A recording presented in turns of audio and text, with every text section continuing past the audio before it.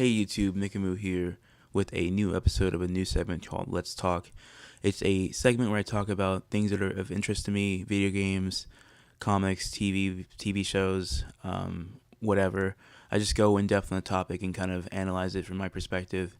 The last video I made, the Pokemon Prism cancellation video, was part of this segment. So hopefully you'll be seeing more of these from me. With regards to my Let's Plays, I'm still doing them.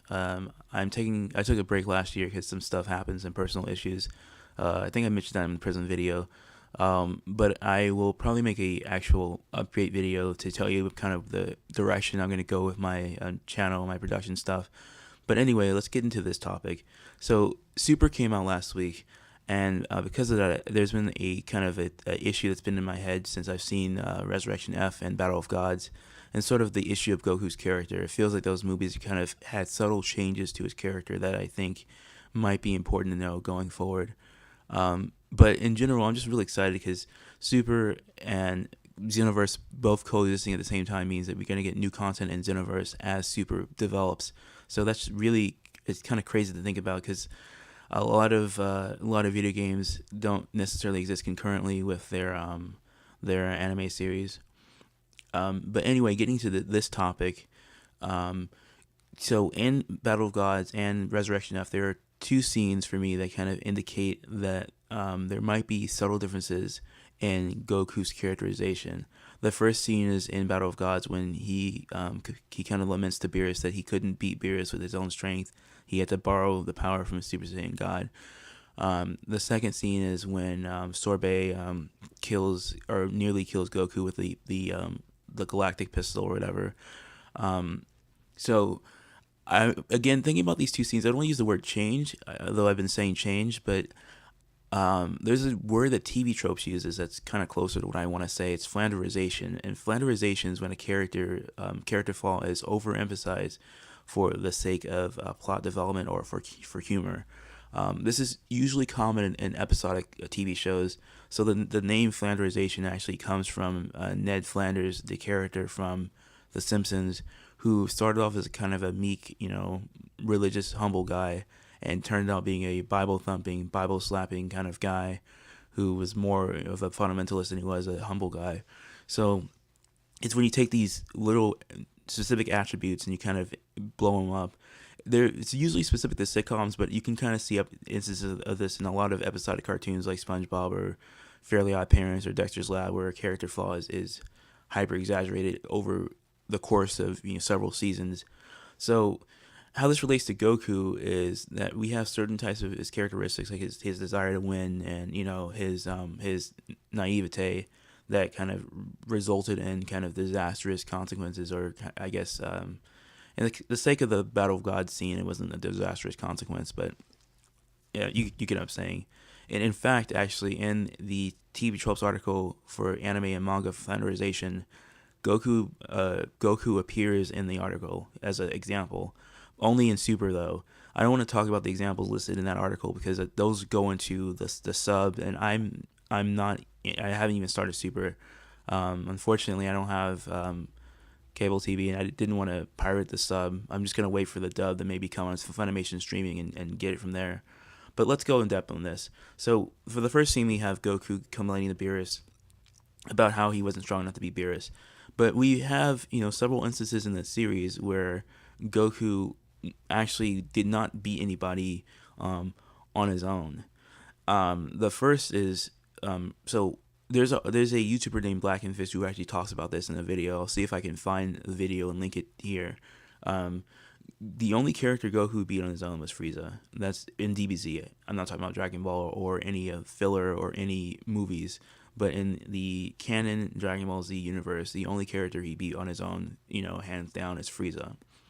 When it came to, say, Cell, for example, Goku challenged Cell at the beginning of the Cell games. He knew Cell was stronger than him after the battle, and he didn't lament about it. He even had another day to go into the hyperbolic time chamber, but he basically said, you know what, I think there are other people who have a greater chance of being Cell, and let me give them the limelight. And that's not to say Goku is a wimp or he doesn't want to be strong. It's that he has consistently been shown to be a fighter who knows his limits and who isn't, ashamed of those limits. He wants to improve his limits, but he's never been actively, ashamed of his limits, or lamenting the fact that he needed help and beating anybody else. Go to the Buu saga. He didn't beat Buu on his own. He had the help of everyone on the planet in the form of the Spirit Bomb. So you have, several, scenes there that kind of show counter to the Battle Gods scene, where Goku is more humble about needing the help of others, and where he actually isn't ashamed of his limitations, although he wants to improve himself consistently. Going to the Resurrection F scene, which I think has bigger implications for the series. Goku is shot by Sorbet's laser pistol when he basically tells Frieza to give up his ways and leave the planet. And it kind of goes back to, one, his naive sort of, anime self being kind of the naive hero who always wants to do the right thing, even if the villain's not worthy of receiving that kind of mercy. The other thing, and the movie pointed this out, is Whis says that Goku lets his guard down too much because he's never serious. I feel that it's also kind of a over exaggeration of not just Goku's kind of characteristics, but also of shonen characteristics in general. Like, I feel that the show is going more towards a realm where it wants to sort of subvert shonen stereotypes, I guess is what I'm saying. So it punished Goku in order to subvert the sort of thing that, oh, well, the nice guy who is better than the villain who lets him go is going to be okay. But it seems also kind of inconsistent with Goku's characterization in Dragon Ball Z. Not the fact that he did that, but the fact that he got punished for it. So whenever Goku was being merciful, like going back to the original Frieza fight in DBZ, he in that instance specifically knew that Frieza couldn't do anything to him. He gave Frieza energy to leave the planet. Frieza had his torso sawed off. And, Frieza's like, you're an idiot, but Goku knew that he could overpower Frieza. So he's being a nice guy because, he had things under control. It wasn't that he goes around being nice and naive to everybody, but that specifically, I think if, for example, he saw Frieza was going to be more of a threat, I think he would have killed him. With some hesitation, yeah, but I think he would have killed him.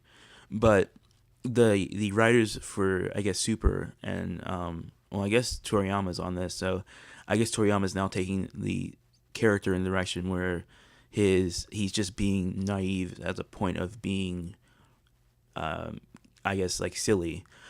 I don't know how to say this, but it seems that now it's written to his character that he's just naive in general and not naive when it comes to specific circumstances.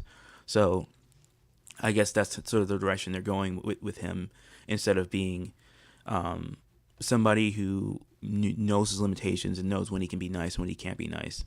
That's sort of like my understanding of this. The other thing is, it's really important to note that the other thing is the Resurrection F scene doesn't really make sense in terms of the logic of the series, in that so the idea is that if you let your guard down, that you can be hit by anything. But by that logic, if Beerus is sleeping, this means Yamcha could kill Beerus with a single ki blast. Like, it didn't really make any sense. I'm assuming the laser pistols are some form of plasma, and that ki, I guess, maybe ki isn't plasma. So maybe if ki is, like, physically stronger than plasma, this means that Yamcha should logically, if Beerus is sleeping and his guard is down and he's not serious, that means that Yamcha could kill Beerus. Or hell, even, Yamcha is the weakest DBZ character, but in terms of a human, he's obviously one of the stronger humans. But say Yamcha trains a human who has no experience with ki to fire a single ki blast. This means that this human who's weaker than Yamcha could actually kill Beerus, if we're going by this logic. So that's the other thing I didn't like about the sorbet scene where Goku was shot. It didn't make sense from the perspective of the series, and it was also inconsistent from the perspective of Goku's character, who knows when he can be kind of lenient towards villains and when he can't be. So yeah, but what's interesting to me is I'm thinking that maybe this is not necessarily a DBZ thing, but it seems to be the direction that Shonen in general is going. This is a weird example, but if you've played the Kingdom Hearts series, And Dream Drop Distance, Sora's character is also, I feel, kind of Flanderized. And again, Sora actually appears in the article for Flanderization in the video game section. So it's kind of why I brought Sora up. He is a character who, like Goku, is a naive shonen idiot, but it was shown to be within the realms of acceptable reason. But Dream Drop Distance specifically takes Sora's weaknesses or his character flaws, and then the entire plot revolves around his obliviousness to seeing or to judging things that have happened before. It seemed like his memory was wiped too. It was, I mean, the kind of mistakes he was making in Dream Drop Distance was kind of like weird. So I mean, maybe there's just this direction that shonen in general is going, where it's sort of more emphasizing the realistic character flaws that shonen characters can have and the consequences that can come from those flaws. And with stuff like One Punch Man coming out, I mean, maybe like this is a kind of a good thing. Speaking in general, maybe it's a thing of interest. But I've been rambling. What do you guys think? Do you guys think that Goku's character's kind of changed, or do you think that maybe this is the way he always was? We just didn't get to see the perspective that the writers of Super are coming from.